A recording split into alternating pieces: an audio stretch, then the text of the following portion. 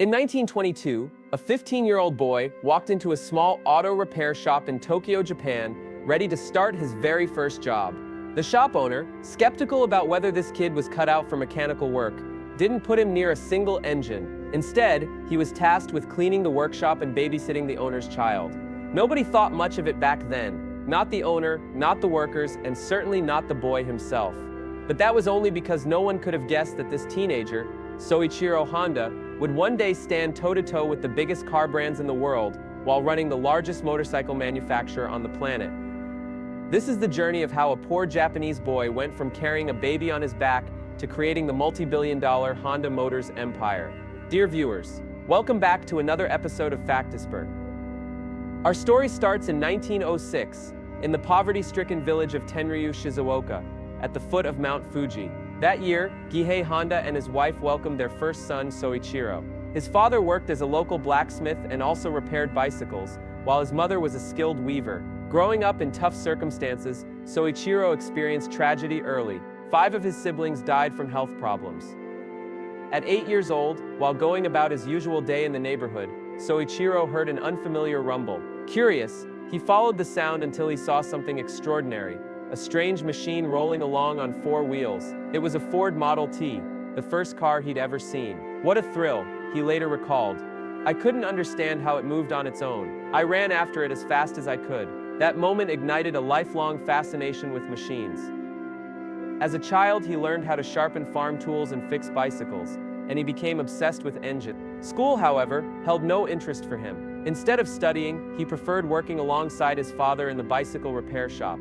His grades suffered so badly that he forged the family seal on his report cards to hide them from his father, a trick that eventually got him caught and punished with a full day, kneeling on the floor without lunch. In 1922, Soichiro spotted an advertisement for a Tokyo automobile service company called Art Shokai. Since it was one of the most respected auto repair businesses in the city, he guessed they might be hiring. He wrote them a letter asking for a job, and to his surprise, they accepted.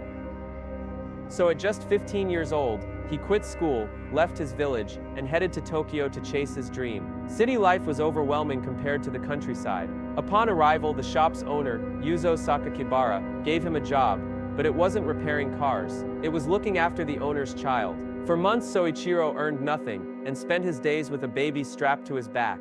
The only thing that kept him from quitting was the embarrassment of returning home as a failure. Eventually, the shop's workload became too much for Sakakibara, and he finally let Soichiro help with the repair work.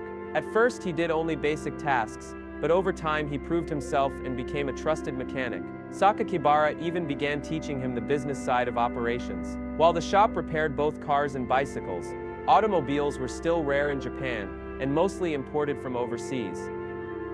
Through his work, Soichiro became familiar with Lincolns, Mercedes, Daimlers, and various motorcycles. It was here that he was introduced to motorsports, which were rapidly gaining popularity worldwide. In 1923, Sakakibara began building racing cars with help from his workers, including Soichiro. Their first creation, the Art Daimler, used a second-hand Daimler engine. The second, the Curtiss, combined an American Curtiss biplane engine with a Mitchell car chassis. This car went on to win first place in the 1924 Japanese Motor Car Championship, with Sakakibara's brother driving and Soichiro as the engineer. At just 17, Soichiro had found his true passion. In 1926, he was drafted for military service, but failed the medical exam due to color blindness, allowing him to remain at Art Shokai. 2 years later, Sakakibara decided to expand and opened a branch in Hamamatsu, putting Soichiro, then just 21, in charge. At first, customers hesitated to trust someone so young, so business was slow. He survived by taking on the work other shops refused. Gradually, his reputation grew, and within a few years he had 30 employees. Aside from being an outstanding mechanic, Soichiro was also a talented race driver. In his own shop, he built the Hamamatsu race car and set a Japanese speed record of 120 kilometers per h, a record that stood for 2 decades. But in 1936, while racing near Tokyo, he suffered a horrific crash that fractured his arm, dislocated his shoulder, and damaged his face. Though he returned to racing 4 months later, family pressure eventually made him give it up. That same year, tired of repair work, Soichiro wanted to start manufacturing car parts. He proposed converting the Hamamatsu branch into a separate company, but investors refused. Undeterred, he founded the Tokai Seiki Heavy Industry to produce piston rings, with his friend Shichiro Kato as president. The early years were full of failures, and the stress took a toll on Soichiro's health. Determined to improve, he enrolled part-time at Hamamatsu Industrial Institute to study metallurgy. By 1939, he created a working piston ring, quit art shokai, and focused entirely on his new company. Toyota soon approached him for piston orders, but only 3 out of 50 met their standards. Soichiro spent the next years traveling to steel companies and universities, refining his designs until his pistons passed quality checks and orders poured in. By 1941, he employed 2,000 workers. Then World War II changed everything.